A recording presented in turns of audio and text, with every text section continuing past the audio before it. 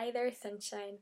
So first of all, I want to wish you a awesome new year. I'm sorry I haven't been making any videos, but I'm on exams, so yeah, I haven't really had time to make like videos or like really sit down and like put some effort to it. But the reason why I'm making this video is because something happened to me yesterday that I wanted to share with you guys because it might be helpful, and I thought like, yeah, tomorrow I'll take my time. So yesterday I had a very difficult exam. I mean, I really wasn't expecting such a thing.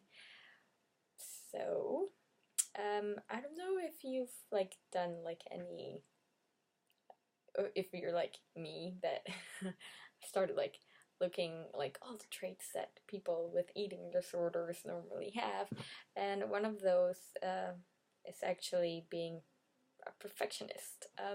Now I don't know if you are like that, but I've been like that for like my whole life.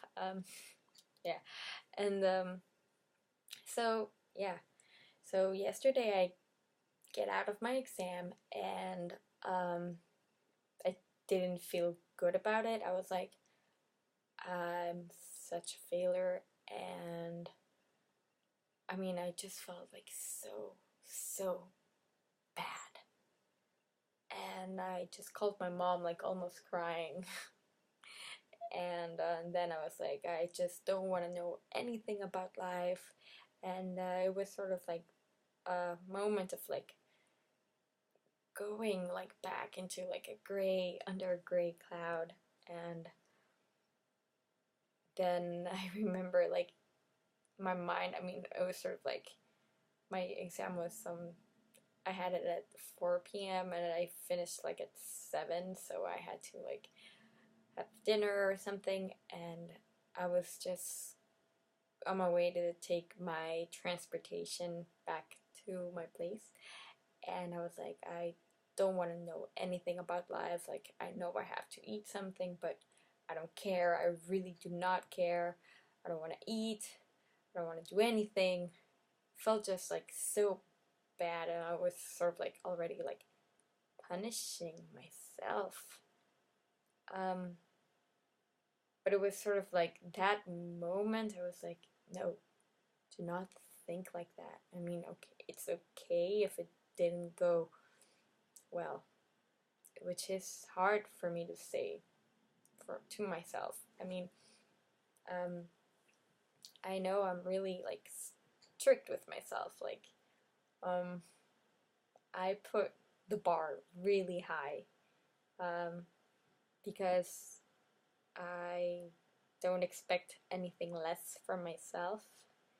And so, yeah, so I don't really get like pushed from anyone but myself. I push myself a lot. I expect a lot from myself, and it is a problem sometimes. So I wanted to share this with you because I felt sort of like that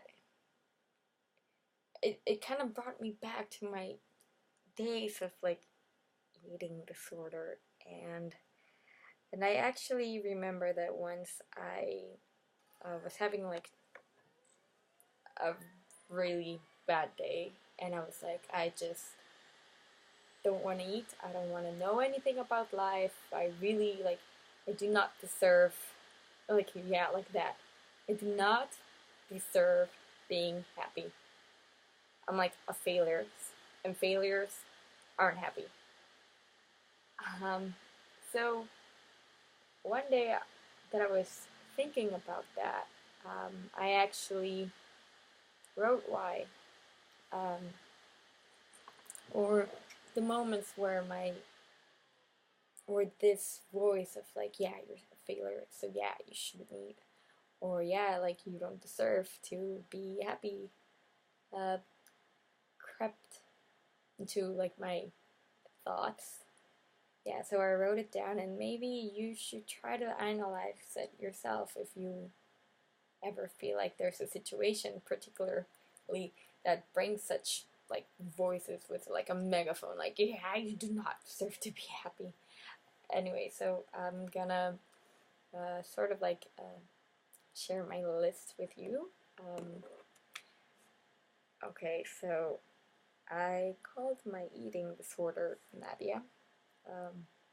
I might tell you why, but in another story. Anyways, I posted something like, Nadia flirts with me, because that's sort of how it felt.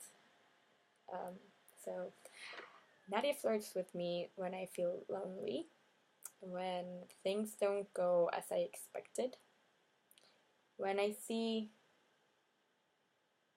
oh god, oh wow, when I see um, skinny women, and I just think they're so beautiful, and I just sort of hear like her voice saying like, you could be as beautiful and as thin. And then that actually happened when I was like in the tram. So then I was like looking at them and they were like gorgeous. And then I was like, I look at myself like in the reflection and I just see someone that's actually skinnier and a lot unhappier. And then it's sort of like, it stops. It's sort of like, yeah, bitch, please. You are skinnier, and skinny doesn't mean happy. Or skinny doesn't mean beautiful, because I didn't feel beautiful. I felt like bones.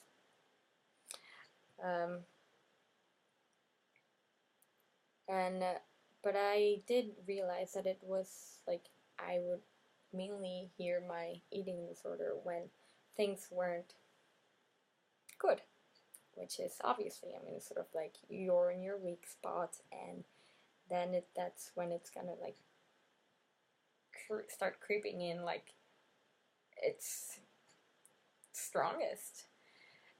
And I think it is sort of like really important that you realize when you hear your eating disorder the most, start realizing which are your weak points.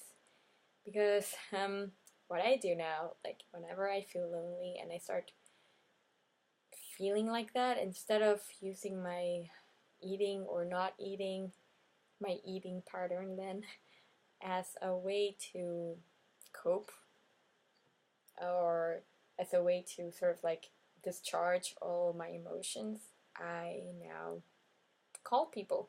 So yeah, I call someone or I write it down. I write how I feel. I let my feelings get out of my system, and I don't use food as a way to numb it. And I think this is a really healthy way, and my credit phone might not be like so happy about it, but I think it really does help. I think you do have to take it out of your system. Like, if you're having a bad day, if things aren't going as planned, it's okay. Take a moment and don't use or don't punish yourself with out of destructive ways. Let it out of your system. Call someone, write it down, talk it, scream it, sing it, dance it, I don't know. Do something about it, but don't keep it in. It's really unhealthy. So yeah, I made sort of like, oh my god, I made a horrible list of when I heard my Nadia voice. But doing this made me realize this is my weak spot. And I don't want to have that. And I don't want to, like, if you realize when are your weak spots, then you're like, okay, I'm in a weak moment now. I'm having a weak moment. And that's okay. But once you sort of like mentalize it, like once you're ready for it, you're like, that is just a weak moment, and life goes beyond this. This is really momentary, and I'm not gonna feel bad about this for the rest of my life. It's okay if you feel bad. It's okay. We all do. Everyone does. The thing that you need to work on then is how you let it out. Don't use food. Don't use self-mutilation, self-harm. Don't use anything that harms yourself just because you feel bad. Let it out, talk about it, write about it. I mean, there are a lot other ways that you can cope with it that will make you feel good afterwards. Like, let it out of your system, externalize it. Don't let yourself stand under the cloud for the rest of the day and then for the rest of your life. It's just not worth it. You are sunshine. And once you start realizing that there's a cloud, like once you start seeing like, oh, there's a cloud coming, and you're like, it's okay. That cloud goes away with the wind. Yeah. So take a moment for yourself. Maybe you write a list, or then if you think you're having like a rough day, talk about it. Write about it. I mean, sort of freaking YouTube thing about it. But no, really. I wish you a great year. I wish you have the strength to fall, accept the fall, and come back stronger. That's life. I mean, in the end, that's why I wanted to share this with you, actually, because I wanted to say, yeah, I do still have difficulties, a lot of them, but I also know when I'm having those difficulties, and what I know helps me not to go back to my old habits, my old unhealthy and out-of-destructive habits.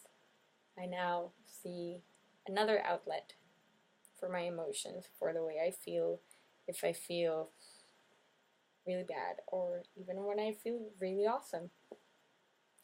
Life brings both things, right? So, yeah, if you're also in exams, I wish you the best of luck.